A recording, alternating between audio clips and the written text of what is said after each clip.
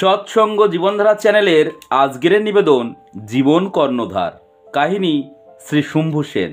একবার আমি ও আমার স্ত্রী মাত্র একদিনের ছুটিতে মেদিনীপুরের বাড়ি যাওয়ার সময় রাস্তায় এক ভয়াবহ দুর্ঘটনা ঘটে। খুব তাড়াতাড়ি পৌঁছাতে হবে, তাই আমার মোটর বাইকে স্ত্রীকে নিয়ে দ্রুত বেগে বোম্বে রোড ধরে চলেছি। শ্রী ঠাকুর বিরচিত আমি বেদবিধি ছাড়ি এই গানটি গাইতে গাইতে হঠাৎ একটা বড় কুকুর রাস্তা পার হচ্ছে। কুকুরটি এতই কাছে যে খুব জোরে ব্রেক করলেও কিছুই করা যাবে না। নিমেষের মধ্যেই কুকুরটি দ্রুত পার হয়েই বাইকের দু চাকার মাঝখানে ঢুকে গেল। উপায়ান্তর না দেখে সজোরে ব্রেক কষলাম। কিছু বুঝে ওঠার আগেই পেছনের সিটে বসে থাকা আমার স্ত্রী রাস্তার ওপর ছিটকে পড়ল। আমিও বাইক সমেত রাস্তায় পড়ে ঘষতে ঘষতে প্রায় 15-20 মিটার দূরে গিয়ে পড়লাম। তখনও স্টার্ট বন্ধ হয়নি, দু চাকা বনবন করে ঘুরছে। বেশ কিছুক্ষণ জ্ঞান হারা হয়ে ওই অবস্থায় পড়ে থাকলাম। জ্ঞান ফিরে দেখি আমি বাইকের তলায় চাপা পড়ে আছি। মনে হলো আমার বাঁ পাটা ভেঙে খণ্ড বিখণ্ড হয়ে গেছে। সেই অবস্থায় ঠাকুরের নাম করতে করতে হেলমেট সমেত উঠে দাঁড়াবার চেষ্টা করলাম। আশ্চর্যের বিষয়, দেখলাম স্বল্প চেষ্টাতেই আমি সহজে উঠে দাঁড়িয়ে হাঁটতে পারছি। সঙ্গে সঙ্গে বিদ্যুৎ তরঙ্গের মতো আমার মাথায় খেলে গেল, আরে আমার স্ত্রী কোথায়? দেখলাম প্রায় 20 হাত দূরে রক্তাক্ত অবস্থায় রাস্তায় পড়ে কাতরাচ্ছে। কাছে গিয়ে দেখি মাথা, হাত, পা ছড়ে গিয়ে রক্ত ঝরছে, কোমরে ভীষণ যন্ত্রণা। অবাক হলাম।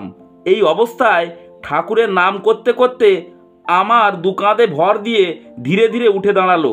রাস্তায় জমায়েত হওয়া লোকজন আমাদের মোবাইল ফোন ও মানিব্যাগ কুড়িয়ে দিলেন ও বাইকটা সোজা করে দাঁড় করিয়ে দিলেন। ওরা অ্যাম্বুলেন্স ডাকিয়ে আমার স্ত্রীকে হাসপাতালে নিয়ে যাওয়ার কথা বলছিলেন। আমার স্ত্রী বলল, তুমি বাইক চালাতে পারবে কিনা, তাহলে আমিও পেছনের সিটে বসে মেদিনীপুর যেতে পারবো। ওর কথা শুনে দয়াল ঠাকুরের দয়ার কথা ভেবে আমার চোখে জল ভরে উঠল।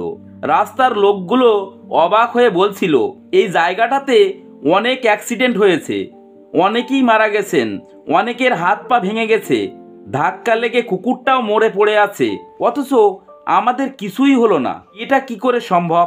মনে মনে ঠাকুরকে প্রণাম জানিয়ে বললাম, ঠাকুর, তোমার নিয়েই চলছিলাম, তাই তোমার করুণায় দুজনেই বেঁচে আছি।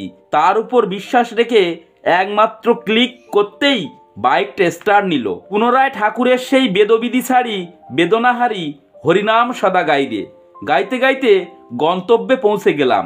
রাস্তায় সান্ধ্য বিনীত প্রার্থনার সময় হওয়ায় প্রার্থনাও করলাম। বাড়িতে পৌঁছে শ্রী ঠাকুরের চরণে প্রণাম জানিয়ে টেলিফোনে পরম পূজ্যপাদ মেজদাকে সমস্ত ঘটনা বললাম।